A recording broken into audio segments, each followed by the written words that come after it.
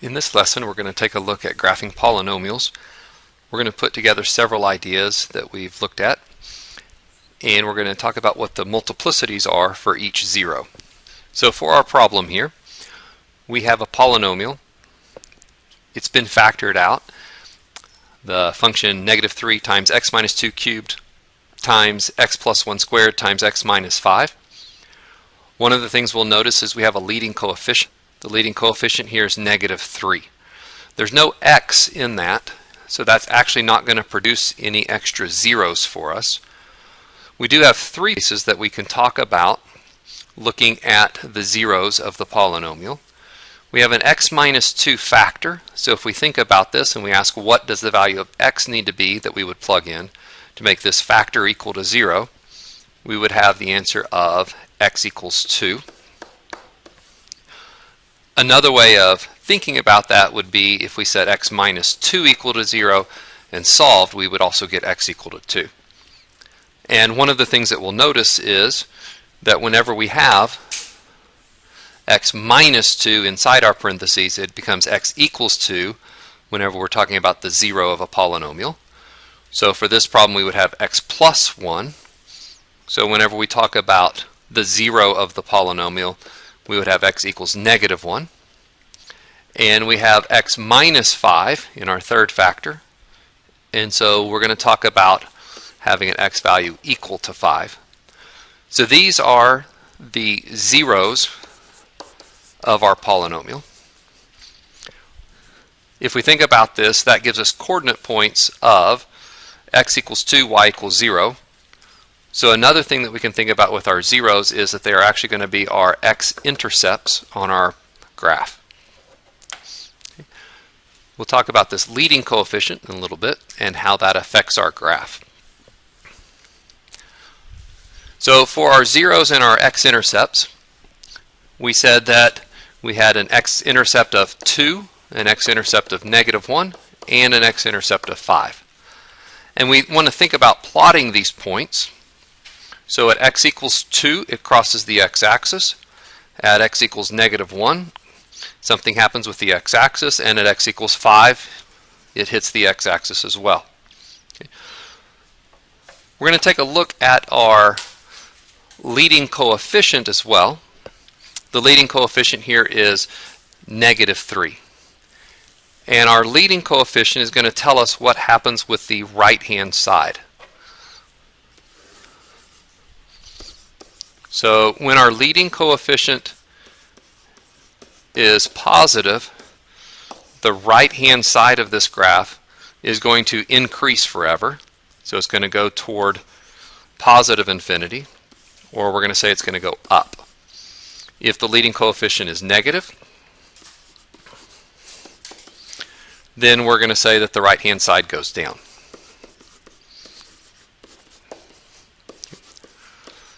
So for this polynomial, since our leading coefficient is negative, then way over here to the right-hand side, we're going to say this thing is heading down. Okay. So whenever we look at this graph, so far we have the pieces of information in place that we have an x-intercept of 2, an x-intercept of -1, and an x-intercept of +5.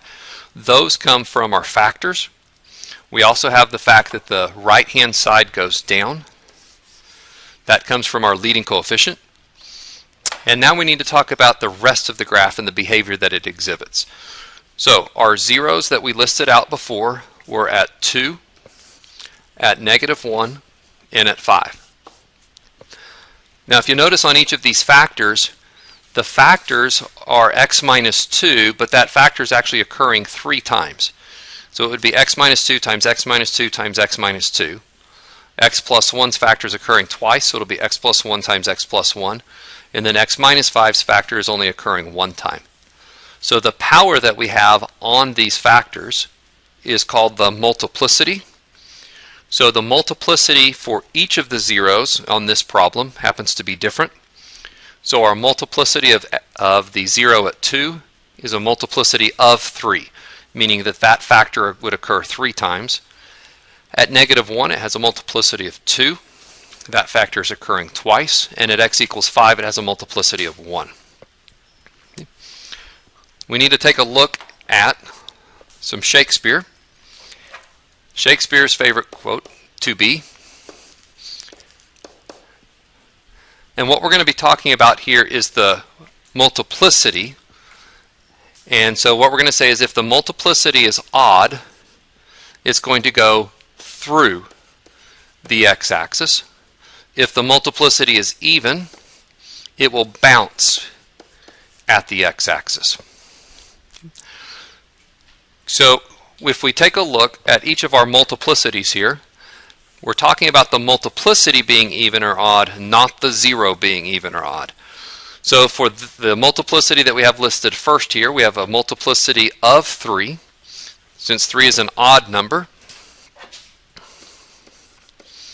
then we say that it is going to go through the x-axis. Our next multiplicity is 2, so it is going to be even, so it will bounce on the x-axis. We'll take a look at what that looks like. Okay, notice on this we're not asking if the 0 is even or odd, we're asking if the multiplicity is even or odd. So on this last one, we have that our multiplicity is 1. That's odd. So it's going to go through the x-axis there. So what I want us to do is make sure that we're matching these up correctly. So we're talking about at a 0 of 2, it's going to go through because its multiplicity was odd. Okay, so let's go to the 0 at 2. So the 0 at x equals 2 is right here. And we're going to say that it's going to go through there. So we're going to actually just put a little t right there to remind us as we're starting to graph this that it's going to go through. At x equals -1, the behavior says that it is supposed to bounce. So at x equals -1, we're going to put a little b there to remind us as we start graphing this that we need to bounce there. And then at x equals 5, the multiplicity was odd, so it's supposed to go through there. So at x equals 5, we're going to put a t to say that it should go through there. Okay, so we already talked about the fact that the right-hand side should be going down. And so as we start to piece this graph together, the right-hand side is going down. Now I'm just going to backtrack toward my x-intercept at 5. And as I approach my x-intercept at 5, the question is, am I supposed to go through it or bounce? So I'm going to go on through the x-axis. I need to turn back around to come back to my other x-intercept. And as I head toward it, I look at it and I see that it's supposed to go through that as well. I need to turn around somewhere. I'm going to head back toward the x-axis, and as I approach this one, I notice I'm just supposed to bounce off of it. And then I don't have any more x-intercepts, so it would continue moving down off toward the left.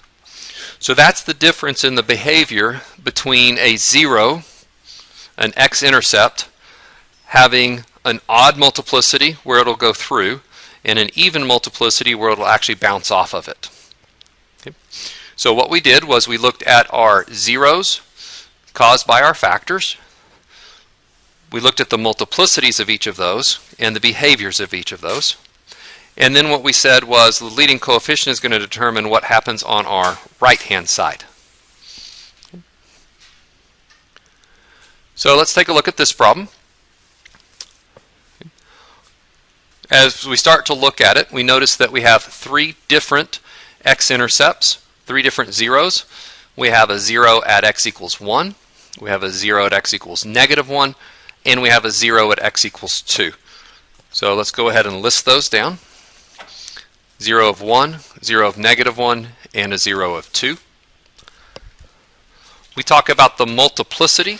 We get the multiplicity from the power associated on each factor. So the 0 of 1 has a multiplicity of 3. The 0 at -1 has a multiplicity of 2. And the 0 at 2 has a multiplicity of 4. The question now is, what is the multiplicity using our acronym of 2B, through, odd, bounce, even? So the multiplicity here is odd. So it is going to go through that x-intercept. The multiplicity of the next one is even, so it will bounce. And the multiplicity of the last one is even, so it will bounce there as well. So we look back to see our zeros. Our zeros are 1, -1, and 2. So let's put dots at those places on the x-axis, at 1, at -1, and at +2. We're going to label each of those as either being a through point or a bounce point.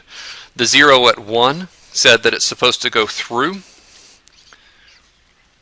The 0 at -1 says it's supposed to bounce. And the 0 at 2 says it's supposed to bounce. Now we need to try to decide whether or not the right-hand side is supposed to go up or down. That's determined by our leading coefficient. Our leading coefficient here is a +2. So since our leading coefficient is positive, we say that the right-hand side is actually going up. So as I graph over here, I want to say that the right-hand side is going up. Now I'm just going to work my way right to left and encounter each of the zeros, thinking as I approach them whether or not I'm supposed to bounce or go all the way through that point.